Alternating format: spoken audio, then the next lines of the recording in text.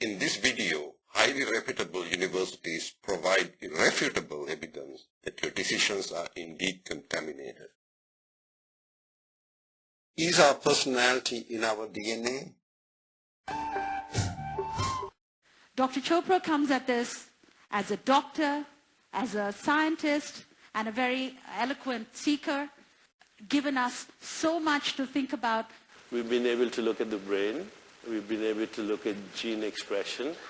We've been able to look at cell markers of aging, telomerase, telomere length. We've been able to look at what are called inflammatory markers. In other words, everything that's happening in the body at a biological cell level. And then we're looking at what is called the epigenome, which is the shell of proteins outside the genome, and how these work together. And what we are finding is remarkable.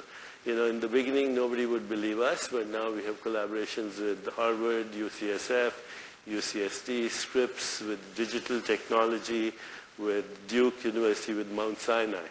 We can look at a blood sample, and we can tell you if you're experiencing samadhi occasionally or not, if your mind is quiet or not, if you're falling into the place where he Even has... whether our parents experience this. Parents too. In fact, the epigenetic shows that your experiences now, which are not in your brain, by the way. Everybody says, my experience is in my brain. It's not in your brain. Your experiences are not in your body. Your experiences are in a non-local consciousness, which is not in space-time. In Hawaii, they have these temples and cow farms. If a cow has been zapped electrically, the next generation of cows will not go to the fence. They already know it's electrical, and they might get shocked. Okay. Then the following generation. Now, people have done experiments right here where you take mice and you have them smell wintergreen, which is a very pleasant smell. Then they get mild electrical shocks. The next 7 generations of mice will be scared by smelling wintergreen. Where is the seat of this personality? Where is it coming from? So the question is it in our DNA?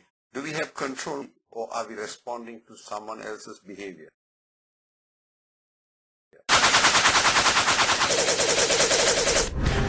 To show this, we took 2 men, Mr. Nice and Mr. Nasty, and placed them in a controlled environment. Then we asked several volunteers to meet them and discuss different subjects. Favourite films? Yeah, well, got plenty of those. You go first. What the volunteers didn't know was that while Mr. Nice was being friendly and warm, Mr. Nasty was being as negative and as difficult as possible. No. Not really. But crucially, both Mr. Nice and Mr. Nasty had been asked to deliberately move their bodies in specific ways. So you got any more favourites? While cameras watched for a response in the volunteers that would reveal what was going on in their mind. Gradually, as the conversations developed, an extraordinary thing began to happen. The volunteers with Mr. Nice gradually began to copy him. They kind of used those well, and the acting was so good, they kind of all got away with it. And the other ones, Last of the Mohicans.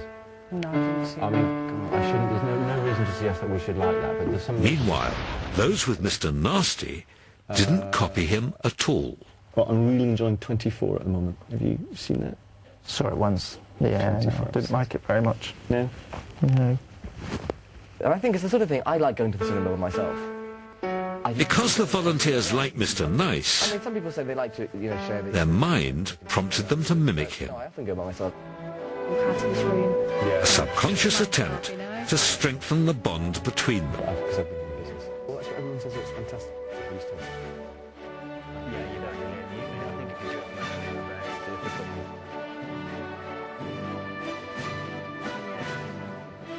many great people that you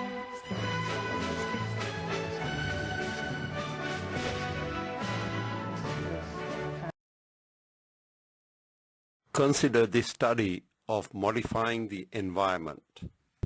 Persuasion is the practice of getting people sympathetic to your message before they experience it.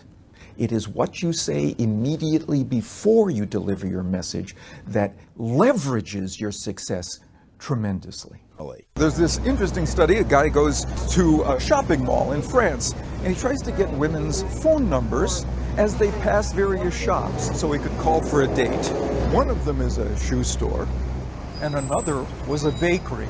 But in neither of those cases was he very successful. He only got a number 13% of the time. But there was one kind of shop that doubled his success rate when women were passing it, a flower shop. Why? Because flowers put women in the mindset of romance. Not consciously, persuasively. Now, marketers, or at least some of them, have studied persuasion's potency. One online furniture store tested images of fluffy clouds versus cold hard cash on its homepage. Those who saw the background depiction of clouds searched the site for more comfortable furniture. Those who went to the site that had money in the background became cost conscious and preferred to purchase less expensive furniture. Almost no one recognizes that the clouds or the coins had any impact on their behavior, and yet it did at significant levels. There's a study that shows that people who were asked their political opinions when there was a picture of the American flag in the corner of the questionnaire reported more favorable attitudes toward Republican Party positions, because the flag is typically associated in people's minds with a Republican belief set. As are churches, and studies show that persuasive cues can subconsciously affect actual voting. If people vote at a polling place inside a church, they vote more Republican. If they vote at a polling place inside a school, they vote more Democrat. I have an acquaintance who claims he got 3 great jobs by saying something before he began the job interview in each instance. Before every interview, he asked the interviewers, "Why did you bring me in today? What was it about my qualifications that made you attracted to my candidacy?" And what does that do? It caused people to start focusing on the positive aspects of his case before they even began discussing it. If we are paying attention to something, it's important. That's how we decide to pay attention. But a communicator can reroute our attention to something that isn't important, but make it seem important as a consequence. What we do in our experiment, we very briefly expose people to a warm or cold substance. And what we expect to happen is that simple experience with a warm substance or a cold substance will prime people to sort of activate these feelings of warmth and comfort and the things that we've learned about since we were very young. Volunteers for the experiment are asked to hold a warm cup of coffee as they are met by Lawrence. They have been primed with heat. The purpose of the experiment is to record participants' judgments about Lawrence's colleague, Randy. How was it great? It was awesome. It was good until I got stranded in Florida because of the snowstorm in New York on Friday. So. And here's the killer question. Would you give Randy a permanent job? Based on your brief interaction with Randy, or would you hire him as project manager? So like a generally, sure, yes, friendly guy. So yeah, I would say. Yeah, why not? Saying warm things about a stranger might just be the normal polite response. Time to cool things down. Except for the temperature of the drink. Identical conditions. The same conversation with Randy. How was it great? You guys do that? No. And 6 minutes later, the same questions from Lawrence. Based on your brief interaction with him, would you recommend him or would you hire Randy as project manager? As a leader? I'm not sure. Based on the brief interaction? No. Maybe not from the impression that I got. The experiment shows, remarkably, that a brief encounter with a beverage could see you either hired or fired. It's a powerful effect, and one that might have worrying applications. Dr. Daniel Kahneman received the Nobel Prize for his work on behavioral economics. Here he speaks of the two systems that we humans rely on to make decisions. At the heart of human thinking, there's a conflict between logic and intuition that leads to mistakes. This question concerns this nice bottle of champagne I have here. Millicene 2005, it's a good year, genuinely nice vintage bottle. These people think they're about to use slow, sensible system 2 to make a rational decision about how much they would pay for a bottle of champagne. But what they don't know is that their decision will actually be taken totally without their knowledge by their hidden, fast autopilot, System 1. And with the help of a bag of ping pong balls, we can influence that decision. I've got a set of numbered balls here from 1 to 100 in this bag. I'd like you to reach in and draw one out at random for me, if you would. First, they've got to choose a ball. Number says 10. 10. 10. 10. They think it's a random number, but in fact it's rigged. All the balls are marked with the low number 10. What we do is purposefully we give people a first decision that is clearly meaningless. Would you be willing to pay £10 for this nice bottle of vintage champagne? I would, yes. Yeah, I guess. Okay. This first decision is meaningless, based as it is on a seemingly random number. But what it does do is lodge the low number 10 in their heads. Now for the real question, where we ask them how much they'd actually pay for the champagne. What's the maximum amount you think you'd be willing to pay? 20? Okay. £7. £7, okay. Probably £10. A range of fairly low offers. But what happens if we prime people with a much higher number, 65 instead of 10? What does that one say? 65. 65, okay. 65. Okay. It says 65. How will this affect the price people are prepared to pay? What's the maximum you would be willing to pay for this bottle of champagne? 40? £45. 45, okay. 50. 40 quid. Okay. £50. £50? Yeah, I'd pay between 50 and 80 pounds. I guess. Between 50 and 80? Yeah. Logic has gone out the window. The price people are prepared to pay is influenced by nothing more than a number written on a ping pong. Let's look at the use of ghost options to influence your decision. Imagine I give you a choice. Do you want to go for a weekend to Rome, all expenses paid, hotel, transportation, food, breakfast, the continental breakfast, everything, or a weekend in Paris? Now, weekend in Paris, weekend in Rome, these are different things. They have different food, different culture, different art. Now, imagine I added a choice to the set. Imagine I said a weekend in Rome, a weekend in Paris.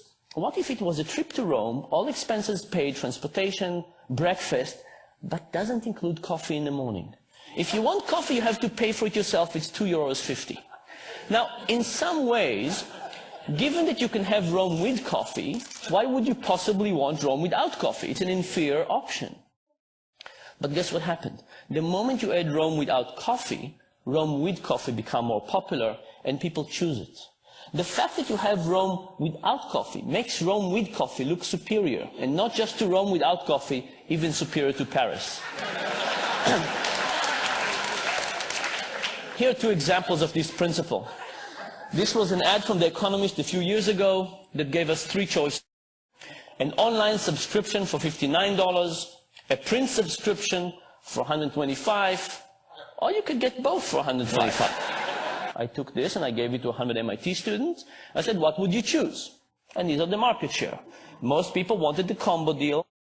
Thankfully, nobody wanted the dominated options. But now, if you have an option that nobody wants, you would take it off, right? So I printed another version of this when I eliminated the middle option, and I gave it to another 100 students. Here's what happens. Now the most popular option became the least popular, and the least popular became the most popular. What was happening is that option that was useless in the middle was useless in a sense that nobody wanted it. But it wasn't useless in the sense that it helped people figure out what they wanted. In fact, relative to the option in the middle, which was only the print for $125, the print and web for $125 looked like a fantastic deal. And as a consequence, people chose it.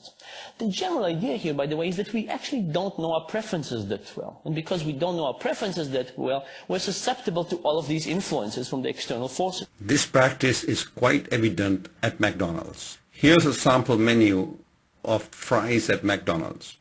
A small fry cost $1.39, a medium $1.79, and a large $1.89. As you can see, when you buy a small fry, you get 37 grams for 70 cents. But if you move from the medium to the large, you get 35 grams for just 10 cents more.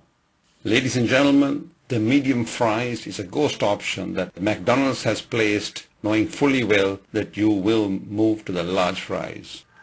In addition to the well-known biases we cited earlier, research studies conducted by reputable universities are highlighting some serious facts that our decisions are indeed contaminated and manipulated. We train with an emphasis on the 3 M's, the message, the messenger, and the method. We have in-house workshops and public workshops on decision making and negotiating. Do let us know if we can help you. Thank you for watching. Remember, every action is a decision and every interaction is a negotiation.